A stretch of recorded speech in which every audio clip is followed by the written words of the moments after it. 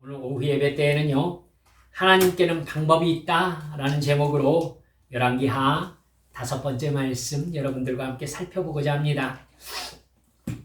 지난 시간에 이 시리아, 본문의 아람이죠. 아람의 베나닷이 북이스라엘을 침공하려 할 때마다 그쪽의 방비가 강화되는 상황이 엘리사 때문임을 알고 엘리사를 잡으려고 엘리사가 있는 도단성을 군사를 보내 둘러쌌던 일을 여러분 살펴봤죠. 기억나실지 모르겠습니다. 엘리사가 도망갈까봐 밤에 몰래 움직였겠지요. 아침에 성을 둘러싼 시리아 군대를 보고 사환은 놀라서 무서워했다고 성경에 나와 있습니다. 그러자 엘리사가 사환에게 두려워하지 말라고 하면서 우리와 함께 있는 존재가 성 바깥의 군대보다 많다 이렇게 말했다고 했지요. 그리고 엘리사가 기도하니까 하나님께서 사환의 눈을 열어서 온 산을 둘러싼 불말과 불병거를 보게 하셨다는 내용이 우리가 전주에 살펴본 내용이었습니다. 엘리사는 시리아 군대의 눈을 어둡게 해달라고 기도했고요. 눈이 보이지 않는 시리아 군대는 엘리사의 인도로 사마리아 성 한가운데까지 들어가고 말았다. 이렇게 되어 있습니다. 여러분, 그때 여러분 시리아 군대의 눈이 어두워졌다라는 말은 앞이 하나도 보이지 않는 맹인 상태, 시력 상실 상태가 아니라고 말씀드렸죠. 원어는 산웨림 이렇게 적혀 있습니다. 히브리어로는 이 맹목, 현혹 이런 뜻입니다. 즉 눈으로 보면서도 자기의 상태나 처지를 전혀 모르게 되는 그런 어찌 보면 인지 상실 상태다 이렇게 볼 수 있는 거죠. 그래서 그들이 엘리사를 따라서 무려 20km 정도 떨어진 사마리아까지 걸어간 것입니다. 사마리아 성은요, 아합 왕의 아버지 오므리 왕이 산 위에 세운 요새입니다. 오므리는 장군이었어요. 여러분, 요새를 아주 잘 세웠을 것입니다. 그곳에 들어간 시리아 군대는 죽은 것이나 다름없었죠. 여호람 왕은 엘리사에게 이들을 모두 죽이자고 몇 번 엘리사에게 얘기했습니다. 그러나 엘리사는 죽이지 말고 식사를 챙겨주고 돌려보내라고 얘기하죠. 여호람 왕은 엘리사가 말한 대로 그들에게 먹을 것을 먹이고 돌려보냅니다. 시리아 군대는 아마 공포에 사로잡혔을 가능성이 높아 보입니다. 6장 23절을 보니까 그때부터 시리아의 부대가 다시는 이스라엘 땅에 들어오지 못했다 이렇게 기록되어 있습니다. 두려웠을 것이고 자기들이 입은 호의에 대한 부담도 없지 않아 있었을 것입니다. 그런데 이 일이 잊혀질만 할 때 다시 시리아의 베나닷 왕이 북이스라엘을 침공했습니다. 분명히 여러분 이전에는 엘리사를 통해서 어디로 침공한다고 막으라는 이야기가 있었는데 이번에는 그런 하나님의 지시도 없었습니다. 하나님과의 이스라엘과의 관계가 더 악화된 것입니다. 시리아 군대는 여러분 북이스라엘의 수도 사마리아로 직행했어요. 베나닷이 직접 군대를 이끌고 쳐들어온 상황입니다. 그러니까 여러분 시리아에 전군이 출정한 상태인 거예요. 시리아 군대는 사마리아를 포위합니다. 여러분 요새 성이 취약점이 무엇입니까? 요새가 취약점이 산 위에 지어진 것에 성을 둘러쌌기 때문에 포위가 되면은 먹을 것이 떨어진다는 것이 굉장히 큰 약점입니다. 사마리아 성이 그랬습니다. 먹을 것을 생산할 수 있는 체제가 없는 거예요. 그러니까 둘러싸여 있는 상태에서는 있는 양식이 소진되면 굶을 수밖에 없는 상태인 겁니다. 가뜩이나 여러분 흉년이라고 있지 않습니까? 흉년인데다가 성이 포위되었으니 먹을 것이 떨어지고 말았습니다. 25절에 보니까요. 나귀 머리 하나에 은 80세겔이요 비둘기 똥 4분의 1갑에 은 5세겔이다 이렇게 나와 있습니다. 여러분 감이 잘 안 오실 건데요. 은 1세겔은요 노동자 4일 품삯입니다. 은 1세겔이 노동자 4일 품삯이에요. 그러면 은 80세겔은 노동자 320일 품삯이지요. 여러분 하루 일당을 단순하게 그냥 10만 원이라고 합시다. 그러면 나귀 머리에 은 80세겔이다 라고 할 것 같으면은 나귀 머리 하나에 3,200만 원이었다라는 말입니다. 비둘기 똥은요, 히르이오님이라고 되어 있는데요. 비둘기 똥이라는 말도 되는데 여물지 않은 콩과 같이 영양가가 거의 없는 음식물 찌꺼기, 작은 곡식을 가리키는 말입니다. 한 갑은 500ml 정도예요. 그러니까 4분의 1갑에 은 5세겔, 50만 원인 거예요. 여러분, 인플레이션이 극에 달한 겁니다. 먹을 게 아무것도 없는 거죠. 원래 나귀 머리는 버리는 거거든요. 굶어 죽는 사람이 속출했을 가능성이 있어 보입니다. 문제가 발생하면 여러분 그 상황을 어떻게 해석하느냐가 가장 중요하죠. 어떻게 해석하느냐에 따라서 그 문제에 대처하는 방법이 정해질 것이기 때문입니다. 우리는 예수님을 믿는 하나님의 자녀들입니다. 하나님은 온 천지 만물과 우리를 창조하신 창조주시고요. 그리고 우리를 자녀로 선택하시고 구원하신 구원주이십니다. 하나님이 우리의 아버지십니다. 믿으십니까? 우리의 모든 상황은 하나님이 주권적으로 지배하고 계십니다. 통제하고 계십니다. 아멘. 여러분, 힘든 일이든지 좋은 일이든지 내 삶에 일어나는 모든 일은 하나님과의 관계성 안에서 일어나는 일이에요. 그러니까 여러분, 나의 모든 삶의 시간들은 하나님의 통제 아래에 있다고 보면 틀림없는 이야기인 겁니다. 우리에게 일어나는 모든 일들은 하나님의 계획과 뜻 안에서 일어나는 일입니다. 그 뜻이 무엇인지를 다 알지 못하는 우리의 어리석음이 있지만은요. 여러분, 그것을 믿는 하나님의 자녀들은요, 자신이 하나님의 자녀라는 것을 믿음으로 상황을 맞이합니다. 내가 하나님의 자녀지, 이 정체성 안에서 상황을 마주대해 가는 거예요. 하나님이 나를 사랑하시지, 나의 아버지시지, 나를 구원하신 구원주이시지, 이 사실을 토대로 현실 해석을 해가는 겁니다. 아, 어려움이 생겼다. 고통스러운 상황이 생겼다. 그런데 나는 하나님의 자녀다. 그럼 나는 이 상황을 어떻게 맞이하고 이 상황 속에서 무슨 행동을 해야 될 것인가? 무슨 말을 해야 될 것인가? 어떤 마음을 가져야 될 것인가? 여러분, 내가 하나님의 자녀라는 것을 믿음으로 상황을 마주대하는 것과 하나님이 왜 나한테 이렇게 하셨지? 날 미워하시나? 사실은 하나님이 없는 거 아니야? 이 마음으로 상황을 마주대하는 건 완전히 다릅니다. 완전히 다르죠. 여러분, 하나님께서 나의 아버지이심을 정말로 믿고 나를 사랑하시는 선하신 목자이심을 진정으로 믿는 사람은요, 고통과 어려움이 있을 때도 이 상황은 하나님이 나를 사랑하시는 동기로 인해서 발생했다는 것을 믿고 들어갑니다. 그래서 내가 어떤 상황을 맞이하든지 이 상황에서 내가 감당해야 될 사명을 생각하고 마땅히 해야 될 하나님에 대한 태도를 정하는 겁니다. 그만한 믿음의 수준이 아닐 때에도 어려움을 만나면 하나님이 나에게 죄를 회개하라고 하시는구나 라고 해석할 줄 압니다. 그래서 하나님과 나와의 관계를 돌아보는 영적인 겸손함을 가지게 되지요. 즉 괴로우나 즐거우나 모든 상황을 하나님과의 관계성 안에서 생각하고 해석하는 겁니다. 이게 하나님의 백성, 하나님의 자녀가 현실을 해석하는 방법입니다. 그러나 하나님을 믿는 믿음 자체가 없는 사람은요, 고통스러운 상황이 되면 오직 자기에게 집중하게 되어 있습니다. 나에게 집중해요. 왜 이렇게 되었지?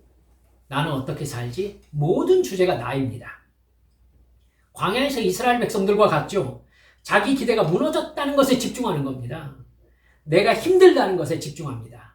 그 마음으로 상황과 사람을 바라보면 언제나 이 고통이, 이 고난이 누구 때문인가를 늘 생각합니다. 누구 때문인가?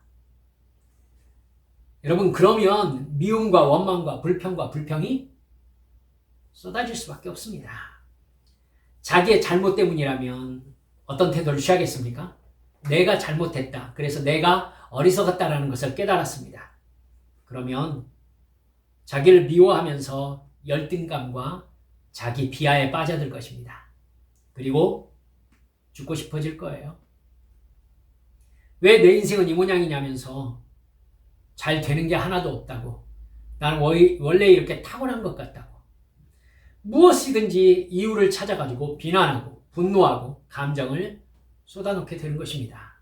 여러분, 우리는 상황을 무슨 도구로 해석해가고 있습니까? 믿음 없이 해석하는 것과 믿음을 가지고 해석해 들어가는 건 완전히 다르다는 것을 절대로 잊지 마시기 바랍니다. 그리고 믿음이라는 것은 곧 내가 누구인가로부터 이 상황을 해석하는 툴인 거예요. 무기. 나는 하나님의 자녀다. 이러면 여러분, 내가 해야 될 것의 아웃라인을 정할 수 있거든요. 여러분, 시리아 군대에 둘러싸인 사마리아는 심각했습니다. 28절에 보면은요, 성경에서 가장 비참한 상황이 묘사되어 있습니다. 여러분도 성경 읽으셨으니까 아시겠죠? 옆집 아줌마하고 그 옆집 아줌마가 아들이 하나씩 있는데 서로 약속을 한 겁니다. 오늘은 내 아들을 삶아 먹자. 그리고 내일은 네 아들을 삶아 먹자. 여호람 왕이 지나가는데 그 중에 한 여자가 여호람 왕에게 청혼을 합니다. 이 여자와 함께 서로의 아들을 삶아 먹자고 해서 먼저 자기 아들을 삶아 먹었는데 다음 날에 이 여자가 자기 아들은 감췄다는 겁니다. 어쩌란 얘기죠? 이 아들 삶아 먹게 내놓게 명령해 달라는 겁니다. 왕이 자기 옷을 찢습니다. 여러분, 왜 이런 비참한 상황이 발생했습니까? 열왕기상 8장 35절에서 39절까지를 보면 솔로몬이 성전 봉헌식을 하면서 이렇게 기도하는 모습이 나옵니다. 한번 들어보세요. 또 그들이 주님께 죄를 지어서 그 벌로 하나님께서 하늘을 닫고 비를 내려주시지 않을 때에라도 그들이 이곳을 바라보며 기도하고 주님의 이름을 인정하고 그 죄에서 돌이키거든 주님께서 하늘에서 들으시고 주님의 종들과 주님의 백성 이스라엘의 죄를 용서해 주시고 그들이 살아갈 올바른 길을 그들에게 가르쳐 주시며 주님의 백성에게 유산으로 주신 주님의 땅에 비를 다시 내려주십시오.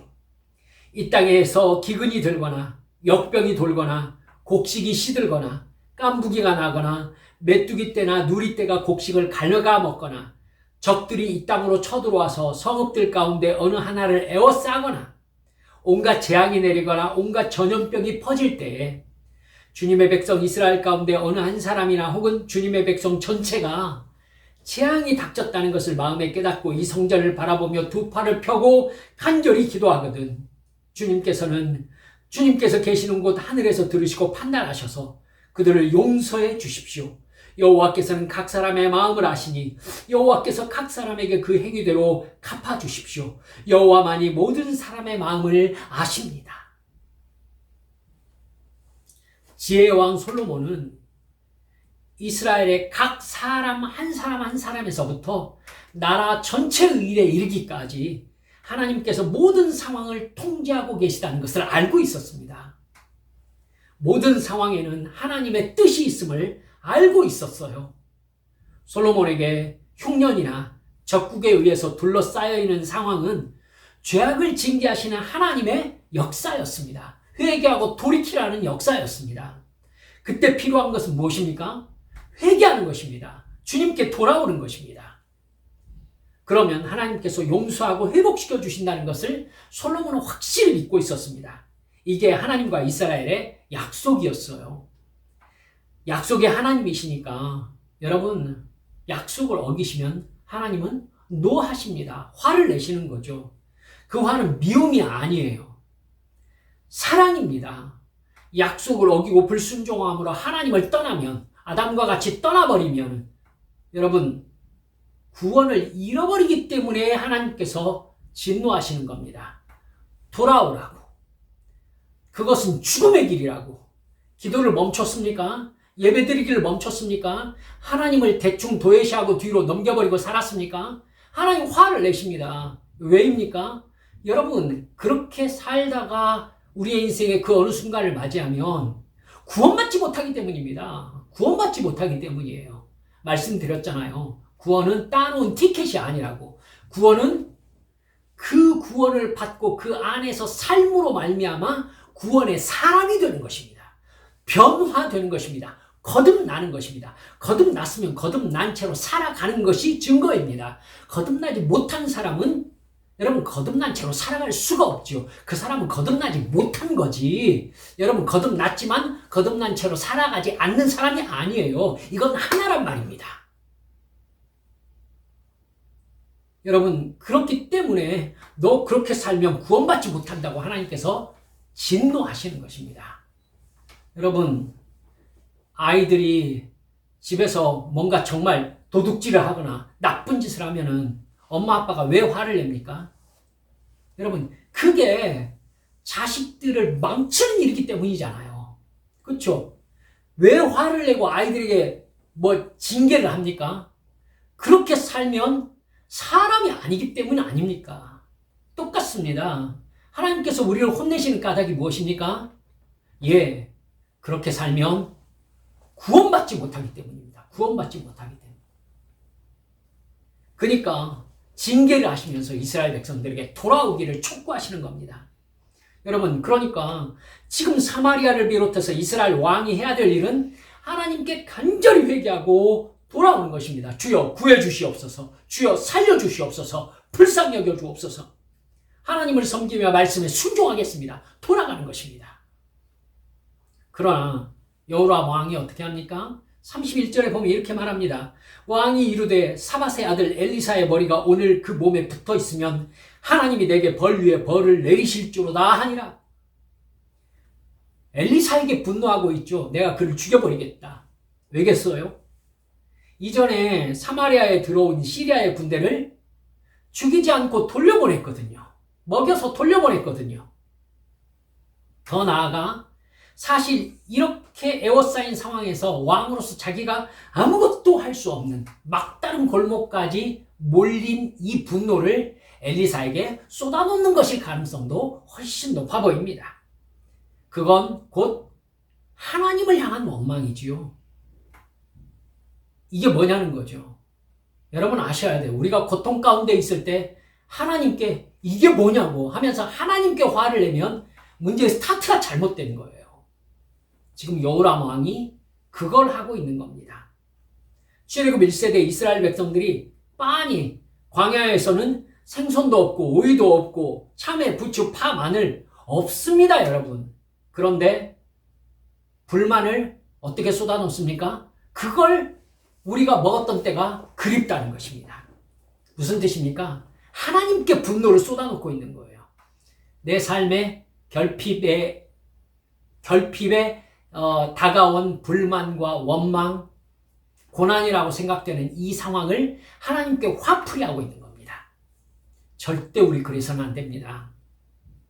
그러면 문제를 믿음으로 해결할 수가 없어요. 여호람 왕은 엘리사를 데려오라고 합니다. 왜겠어요? 죽이려고. 엘리사 앞에서 여호람 왕은 불신자의 모습을 그대로 드러냅니다. 33절입니다. 왕이 이르되 이 재앙이 여호와께로부터 나왔으니 어찌 더 여호와를 기다리리요. 우리가 받은 이 모든 재앙을 보아라. 이런 재앙이 여호와께로부터 나왔는데 내가 어찌 여호와께서 우리를 도와주시기를 기대하며 기다릴 수가 있단 말이냐. 이 뜻입니다. 여러분 기도하다가 안 되면 다른 방법을 찾는 우리들과 되게 비슷합니다. 하나님에 대한 기대를 포기하는 거죠. 차라리 마음이라도 편하고 싶다. 이런 핑계를 대가면서 말입니다. 그때 엘리사가 여호람 왕에게 말합니다. 내일 고운 밀가루 한 스아를 한 세겔로 매매하고 보리 두 수아를 한 세겔로 매매하리라. 얼만큼이냐고 따질 필요가 없습니다. 모든 인플레이션이 해소될 것이라고, 그만한 물자가 사마리아로 쏟아져 들어올 것이라고 말한 겁니다. 그러자 여호람 왕 옆에 서 있던 기획재정부 장관이 얘기합니다. 하나님이 하늘 창고를 여시고 쏟아부어 준다고 해도 그런 일이 가능할 수가 있겠습니까? 그러자 엘리사가 당신은 그런 일이 생기는 것을 눈으로 볼 것이지만 그것을 먹지는 못할 것이오 라고 말합니다. 사랑하는 여러분들, 그냥 찍고 넘어갑시다. 여러분, 하나님께서 우리에게 믿음으로 내가 너를 사용하여서 이걸 하리라, 너의 인생을 내가 이렇게 복주리라 라고 얘기하셨으면요, 전혀 그럴 가능성이 보이지 않아도 여러분 뭐라고 응답해야 됩니까? 아멘이라고 응답해야 됩니다. 할렐루야. 여러분, 아멘이라고 하세요. 네, 하나님, 나의 상황은 그렇게 전혀 보이지 않습니다. 하지만 하나님이 하신다면 하나님은 없는 가운데서도 있게 하실 수 있는 분이십니다. 하나님은 방법이 있으시니까 그렇게 말씀하신다는 걸 저는 믿습니다. 여러분, 이렇게 고백해야 돼요. 그래서 하나님이 내가 이렇게 하리라 라고 여러분 마음 가운데 감동이 왔습니까? 그럼 어떻게 해야 됩니까? 아멘 하셔야 됩니다. 아멘. 여러분, 그걸 여러분 습관을 들이세요. 내가 너를 사랑하노라. 아멘. 이렇게 해야지. 이게 우리를 사랑하는 겁니까? 이러면은 하나님께서 우리에게 사랑을 베풀어 주실 그릇이 마련되지 못한 거예요. 내가 너에게 사랑을 베풀어 주리라. 아멘이라는 그릇을 넓게 여십시오. 여러분, 내가 너에게 부어주리라. 네 입을 넓게 열라. 내가 채우리라. 그때 예 주님 채워주시옵소서. 주여 나에게 부어주시옵소서. 이렇게 말씀하신 여러분 되시기를 주님의 이름으로 축원합니다. 여러분, 지금 이 상황이 문제가 아니에요. 이 상황은 하나님께서 손바닥 뒤집도 바꾸실 수 있는 분이에요. 하나님이 이 세상을 만드실 때 말씀으로 만드셨어요. 말씀만 하시면 마치 없었던 것이 예전부터 있었던 것처럼 나타나게 하실 분이 하나님이십니다. 아멘. 그 하나님이 하신다고 하면 하시는 겁니다. 그 하나님이 된다고 하면 되는 겁니다. 여러분, 그렇게 우리 주님께 저는 늘 기도합니다. 주여 된다고 말씀해 주십시오. 주님 저에게 주십시오. 주님 주신다고 말씀해 주십시오. 주님께서 주신다고 하면 바로 어떻게 해서 아멘 해서 여러분 것으로 가져가시는 주님의 사람들이 모두 되어주시기를 주님의 이름으로 축원합니다. 여러분, 이 기획재정부 장관은 어떻게 그 일이 가능하냐고 비아냥거린 겁니다. 그 다음 얘기가 바로 이어지죠. 성문 어귀에 여러분 우리가 읽은 본문 부분입니다. 나병 환자 4명이 앉아 있었습니다. 굶주렸습니다. 그래서 그들은 어차피 자기들은 살 소망이 없다라는 사실에 집중하기 시작합니다. 이대로 있으면 그냥 굶어 죽을 겁니다. 그리고 자기들은 나병 환자이기 때문에 부정한 자로서 성 안에 들어가가지고 어떻게 자기들의 어려움을 해결할 수가 없습니다. 그러니까 여기 있어도 죽는다는 겁니다. 그래서 그들이 궁여지책으로 이렇게 한 얘기가 우리 차라리 시리아 진영으로 가자. 그래서 우리를 좀 먹을 것 좀 달라고 좀 우리 구걸을 하자. 그래서 시리아 군대가 우리를 나병 환자라고 죽이면 죽자. 어차피 여기서 죽어도 죽고 가서 죽어도 죽는다. 근데 여기서 있으면 확실히 그냥 죽는 거고 시리아 사람들한테 구걸을 하면 구걸이라도 해볼 수 있지 않느냐라고 얘기를 합니다. 그리고 시리아 군대의 진영을 향해서 걸어갑니다. 근데 이상하게도 진영은 그대로 있는데 사람이 한 사람도 없는 거예요. 6절, 7절을 보면 상황이 이랬습니다. 여호와께서 시리아 진의 군인들에게 병거 소리와 군마 소리와 큰 군대가 쳐들어오는 소리를 듣게 하셨기 때문에 시리아 군인들은 이스라엘 왕이 그들과 싸우려고 해쪽 속의 왕들과 이집트의 왕들을 고용하여 자기들에게 쳐들어온다라고 생각하고는 황혼역에 일어나서 장막과 군마와 나귀들을 모두 진에 그대로 남겨둔 채 목숨을 건지려고 도망하였던 것이다. 여러분, 하나님께서 역사하심으로 시리아 군대가 거대한 군대 소리를 듣고 황급하게 몸만 빠져 도망가게 만드셨던 겁니다. 나병 환자들은요, 시리아 진영을 다니면서 그들이 남겨두고 간 음식을 아주 배부르게 먹고 마시고 금과 은과 옷들을 가지고 나와서 숨겨둡니다. 그리고 여러분, 한 번, 두 번 했겠습니까? 몽땅 가져다 숨겼을 것입니다. 이 소식을 어서 굶주리고 있는 사마리아 성에게 얘기를 해야 된다라고 얘기합니다. 여러분 그러겠죠? 지금 사마리아 성 안에서는 굶어 죽어가고 있는 사람들이 너무나도 많은데, 그래서 돌아가가지고 시리아 진영에 사람이 한 사람도 없습니다. 보고를 합니다. 이 나병 환자들의 보고를 들은 왕은요, 이건 틀림없이 성문이 열려서 사람이 빠져나오면 성으로 진격하려고 유인작전을 쓰고 있는 거다라고 판단합니다. 얍삽하다는 것이죠. 그래서 여러분, 굶주린 말에 사람을 태워서 정찰을 가게 합니다. 정찰병이 그 물건 있는 이 아람 군대, 시리아 군대의 진영에 갔다가 진짜 사람이 없는 거예요. 근데 사람이 빠져나가는 흔적이 있어서 따라 쫓아가 봅니다. 근데 사람이 급하게 도망가면서 흘린 물건이요, 요단강까지 이어져 있는 것을 보게 됩니다. 그러니까 요단강을 건너서 도망갈 때까지 시리아 군대가 자기 물건을 흘리고 갈 정도로 정신없이 도망간 겁니다. 여러분, 시리아가 아마도 시리아 군대가 총동원된 전쟁이었으니까 모두 놓고 몸만 빠져나간 자리에는 엄청난 군사장비, 또 보물들, 먹을 것들이 남아있었을 것입니다. 이 소식이 사마리아 성 안에 전해집니다. 그러자 무슨 일이 벌어졌겠어요? 사람들이 한꺼번에 쏟아져 나옵니다. 시리아 진영으로 달려갔겠죠? 여러분, 그 과정에서 하늘 창고가 열린들 그런 일이 있겠느냐고 말했던 기획재정부 장관이 백성들에게 밟혀 죽습니다. 정말 보았지만은 먹지 못했던 거죠. 우리는 오늘 이 말씀을 통해서 하나님의 시선을 생각하실 줄 아셔야 합니다. 사람이 극단적인 상황에 몰리면 아무 방법이 없다고 포기합니다. 사마리아가 에워싸인 상황에서 엄마가 아들을 삶아먹는 현실이라면 인간이 경험할 수 있는 상황 중에 가장 최악의 극단적인 상황이라고 할 수 있을 것입니다. 모두 왕이 어떻게든 해주기를 바라고 있는데 왕은 할 수 있는 것이 아무것도 없었습니다. 자기 존재 의미가 없습니다. 여러분, 그러자 여호람 왕은요, 엘리사를 죽이겠다는 분노 표출만 하고 있습니다. 하나님을 향한 원망인 것이죠. 모든 게 잘못되었습니다. 상황에 접근하는 방법 자체가 잘못된 것이죠. 하나님이 하셨으면, 여러분, 하나님과의 문제를 해결하고 하나님께서 해소해 주시기를 간구해야 합니다. 그런데 하나님께서 하셨으니 하나님에게 뭘 기대하겠느냐고 생각하는 거죠? 바보죠, 완전히. 완전히 바보입니다. 우리도 그렇습니다. 우리의 인생도요, 여러분 경험하셨습니까? 막다른 골목에 도착할 때가 있습니다.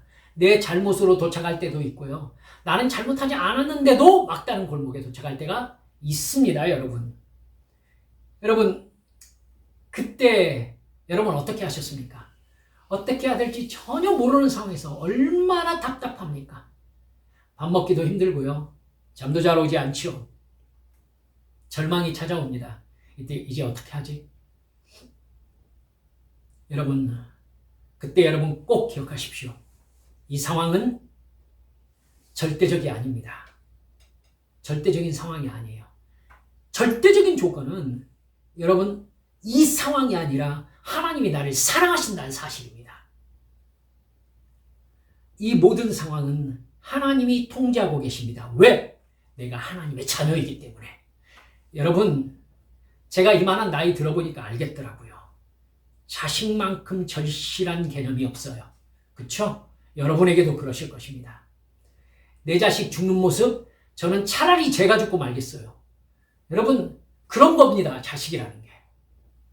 그러니까 예수님이 하나님의 아들이라는 사실에 우리가 눈물이 나는 겁니다. 자기 아들을 나를 살리기 위해서 십자가에 못 박는 하나님 아버지의 마음을 측량해 보셨습니까? 여러분, 그 절실한 마음으로 하나님께서 우리에게 내가 네 아버지다, 내가 네 아빠다라고 말하고 있는 것입니다. 내가 너의 아버지다, 내가 너를 구원하였다. 예수님을 십자가에 못 박아 죽이면서 내가 너를 지옥에서 끄집어낸 자식이 너다. 여러분, 그러니까 내 모든 상황의 통제자 하나님께 사랑의 방법이 있는 겁니다. 그러면 해야 할 일이 무엇입니까? 우리 하나님 아버지 앞에 엎드리는 겁니다. 엎드려 간구하는 겁니다. 회개할 것이 있으면 회개하는 겁니다. 돌이키라고 하면 돌이키는 겁니다. 하나님과의 사랑의 관계를 회복해야 하는 겁니다. 아무리 어려운 상황, 앞이 캄캄한 상황이라도 하나님이 풀어주시면 풀립니다. 하나님이 열어주시면 열립니다. 여러분, 하나님이 찾아주시면 찾습니다. 사랑하는 여러분들이요, 그 엄청난 시리아 군대가 정신없이 요단강을 건너서 자기 본국으로 도망가는 상황이 뭐 엄청난 일이 일어나서 그랬습니까? 아니에요, 여러분. 그들의 귀로 군대가 몰려오는 소리를 듣게 하시는 것이었습니다. 엄청난 일 맞아요. 하지만은 실제로 거기에 들어간 무슨 장비가 있습니까?